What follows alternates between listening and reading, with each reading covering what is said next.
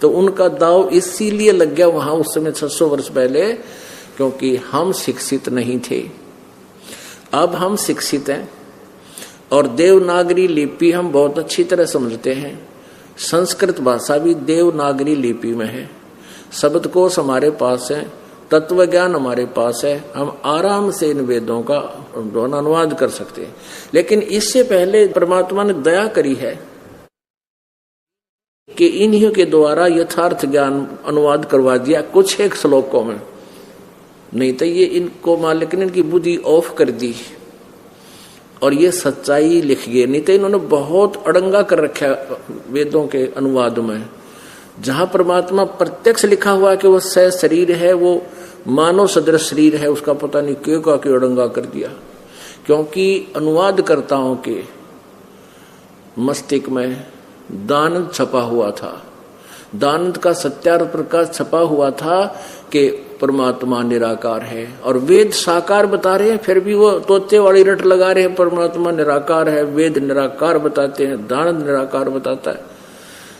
महर्षि दानंद तो निराकार बता सके और तुम भी बता सको हो, क्योंकि बिना प्रमाण के कुछ भी बांटो, कुछ भी हुआ बाई बक्को, लेकिन वेद निराकार नहीं बता रहे। वेद परमात्मा को एक देशीय साकार मनुष्य सदृश बता रहे हैं।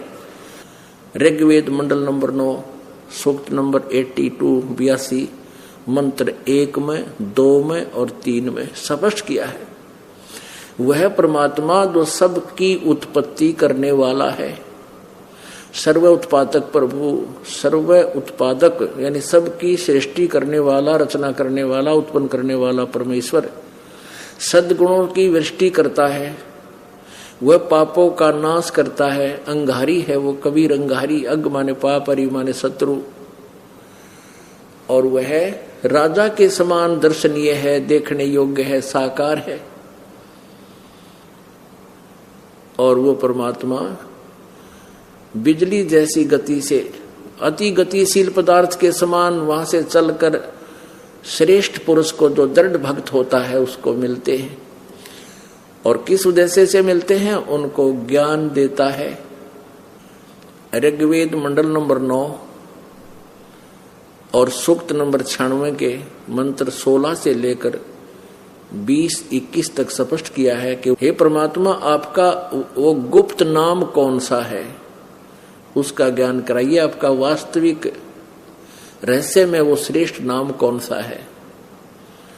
उसमें 17वें में लिखा कि वो परमात्मा जो शिशु रूप धारण करके प्रकट होता है और बड़ा होकर के फिर अपनी सच्चिदानंद घन वाणी, कबीर वाणी को अपने मुखारविंद से लोकोक्तियों के काव्यना, लोकोक्तियों के माध्यम से, कविताओं से बोलता है, जिस कारण से वो प्रसिद्ध कवियों में से भी एक उपाधि प्राप्त करता। लेकिन वो होता है अमर पुरुष, और उस अमर पुरुष द्वारा कृत वो अमृत वाणी, सच्चिदानंद घन ब्रह्म की वाणी, उनके अनुयायियों के लिए,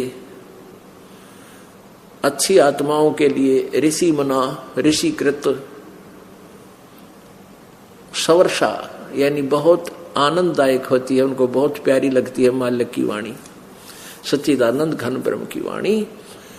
और वो परमात्मा तीसरे धाम में विराजमान है, तृतीयम धाम विराजम, वो तीसरे धाम में सतलोक में विराजमान है। और वो परमात्मा वहां से जब आता है, एक सुंदर अच्छे वस्त्र धारण करके, जैसे व्यक्ति आता है मनुष्य की तरह सुंदर वस्त्र धारण करके, जो अन्य वस्त्र यानी अन्य चोला, अन्य शरीर मनुष्य जैसा धारण करके प्रकट होता है। अपन आत्माओं, हम परमात्मा की चाह में योगों से लगे हुए हैं, और परमेश्वर कबीर देव जी यानी वो पूर्ण परमात्मा जो हमारा सबका मालिक है, जिसकी हमें चाह है, वो स्वयं आकर के अपना ज्ञान भी हमें देकर जाते हैं, यथार्थ समाधान भी बताते हैं। परंतु इस काल भगवान ब्रह्म के द्वारा भ्रमित ये अज्ञानी ऋषि महर्षि ये संख्या में बहुत होते हैं, जिस कारण से हम उस परमेश्वर द्वारा दिए गए ज्ञान को पहचान नहीं पाए। अब उस परमेश्वर ने हम पर रजा बख्शी है। इस कलयुग में या बिचली पीढ़ी में आप जी को मनुष्य जन्म दिया है। पुण्यात्माओं, इस मनुष्य जीवन की कति आवश्यकता नहीं।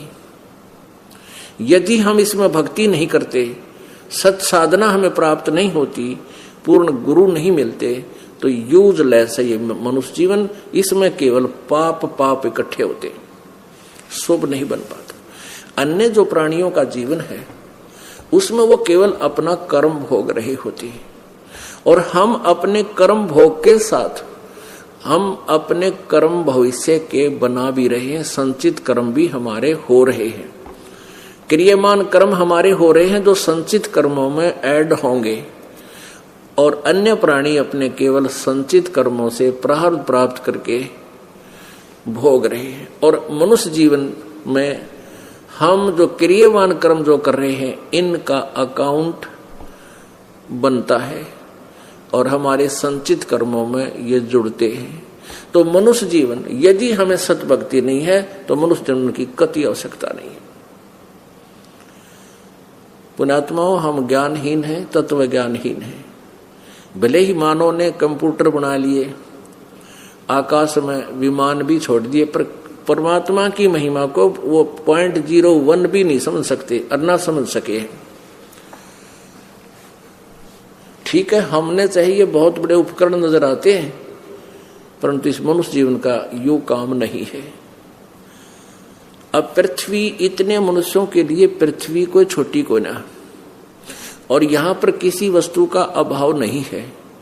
हमारे अंदर एक ऐसी बीमारी पैदा कर रखी है काल ने कि हम थोड़े में सब्र नहीं कर सकते। 3 लोक से तरपतना ही ये मन भोगी खसिया। और परमात्मा आकर हमें समझाते हैं कि तुम थोड़े में यानी इच्छाओं को कम करके जीना सीखो। वो इसलिए स्वयं एक जीवन जनसाधारण का अपने हाथों कर्म करके निर्वाह करके दिखाते हैं, एक एग्जाम्पल कोड करते हैं, एक उदाहरण देकर जाते हैं कि तुम ऐसे रहो। तुम सारा जीवन बर्बाद कर रहे हो मनुष्य जीवन को। कोठी बना ली, प्लाट ले लिया, कोठी बना ली, ऊपर बना ली, 4थी मंजिल बना ली, छोटी बना ली, और फिर कभी मृत्यु हो जा, फिर वहां उसी गली में धक्के खाता बना, कुत्ता बनकर धक्के खा रहा है। तो हमें ये याद दिलाते हैं, इस काल ने तुम्हारी बुद्धि भ्रष्ट कर रखी है। तुम्हारी बुद्धि की जो प्रेरणा है, जो तुम्हारी एनर्जी है, वो गलत स्थान पर व्यर्थ करवा रहा है, वेस्ट करवा रहा है। आप जी को केवल 2 रोटी चाहिए, 2 समय का आहार चाहिए, मालिक देगा। परमात्मा कहते हैं घर तक 3.5 हाथ गणाता 4.25, और कह कबीर अधिका गहे ताको नहीं विचार। अपना जो शरीर मनुष्य का 3.5 हाथ की लंबाई का होता, चाहे माप के देख लियो, छोटा हो चाहे बड़ा हो। अपने ये हाथ इतना बोला जाता है, ये 3.5 हाथ की लंबाई का आपका शरीर है। तो परमात्मा कहते हैं आप चाहे पलंग पर सो लो, चाहे पृथ्वी पर, चाहे तख्त पर, आपको सोने के लिए 1 हाथ तक चौड़ाई अपनी, इससे ज्यादा नहीं होता किसी का, अपने हाथ की, और 3.5 हाथ की लंबाई। गरते 3.5 हाथ और गणात 4.25, इससे आगे की आवश्यकता नहीं। कहने का भाव यह है कि एक कमरा, रसोई, लेटरिन, बाथरूम, बरंडा आपको सफिशिएंट है, और ऊपर बना ले उसका गणात कर 1 कमरा बस। लेकिन हम बेसब्रे हो गए, हमने तो पूरी कोठी चाहिए, पूरा लान चाहिए उसमें, और फिर उसके लिए क्या चाहिए, 2 नंबर का काम चाहिए, और 2 नंबर के धंधे तो वो पाप इकट्ठे होंगे, वह कोठी यही रह जाएगी। और फिर वो जो जिससे रिश्वत ले लेकर और बेमतलब से कोई झूठ कपट करके, मिलावट करके जो पैसा इकट्ठा किया है, वो तो यही रह जाएगा। उसका प्रतिफल उसने भोगना पड़ेगा। किसी का बैल बनेगा और उसका कड़ में लठ मारेगा जिसके पहले पैसे ले रखे हैं, और उसको बैल बनाकर जोतेगा और उससे पूरे अपना पैसा इकट्ठा करेगा। वो पूरा करेगा अपना पिछला। ऐसे ही तो परमात्मा हमें ये याद दिलाना चाहते हैं कि तुम अपने पैर पे आपको आड़ा मार रहे हो। आप जी ने केवल इतना ही जान रखा है कि मेरा मनुष्य जीवन इसलिए हुआ है, ब्याह होगा, बच्चे होंगे, फिर मैं बढ़िया कोठी बनाऊंगा, कार लूंगा, बड़ी पोस्ट प्राप्त करूंगा या अच्छा बिजनेस करूंगा। ये कोई काम है इस मनुष्य जीवन का? जब आपके ये मोतियाबिंद समाप्त हो जाएगा, ऑपरेशन हो जाएगा इस अज्ञान का, आप देखना परमात्मा की ये वाणी आपके हृदय में जगह बना जाएगी।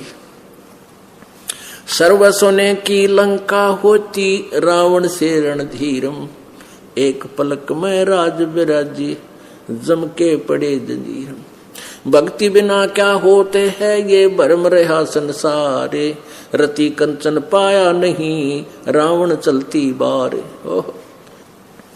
सर्व सोने की लंका होती रावण से रणधीरम, एक पलक में राज विराजी जम के पड़े जंजीरम। भक्ति बिना क्या होते हैं ये भरम रहा संसारे, रति कंचन पाया नहीं रावण चलती बार।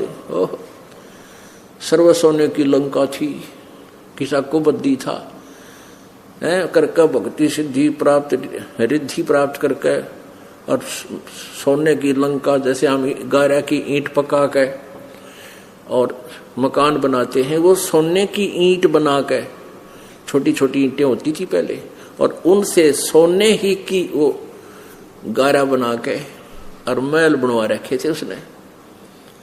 इतना धनी था। और आप दौरे मुश्किल से 50-20 ग्राम 20 तोले सोना होगा, थर घोड़ा बुढ़ा सेठ होगा जिस पर 20-30-40 तोले सोना हो गया। कहते वो रति नहीं लेके गया, एक ग्राम भी नहीं ले जा सका, तुम कहाँ ले जा सकोगे? और के किला तोड़ दोगे 40 तोले सोने में? ये तो खाम खागा सर दर्द है। सोना तो घर में बना रखना चाहिए आपने, और ना इसको पहनना चाहिए। क्या फायदा कान में डाल लिया, कान आँख नाक में डाल लिया, 36 पंगे कड़े बना लिए। परमात्मा ने इतना सुंदर शरीर दे रखे, इस पर आडंबर करने की कतई जरूरत नहीं। इसे भगवान रुष्ट होता है। भगवान की भक्ति करे, चाहे किसा भी शरीर है, काला है, गोरा है, जैसा भी मालिक ने दिया है, इसमें हम परमात्मा पा सकते हैं। इस काया का गर्व ना करियो के काला के गोरा रे, और बिना भजन कुछ काम नहीं आवे, चाहे एतर छड़को चारों हो रे।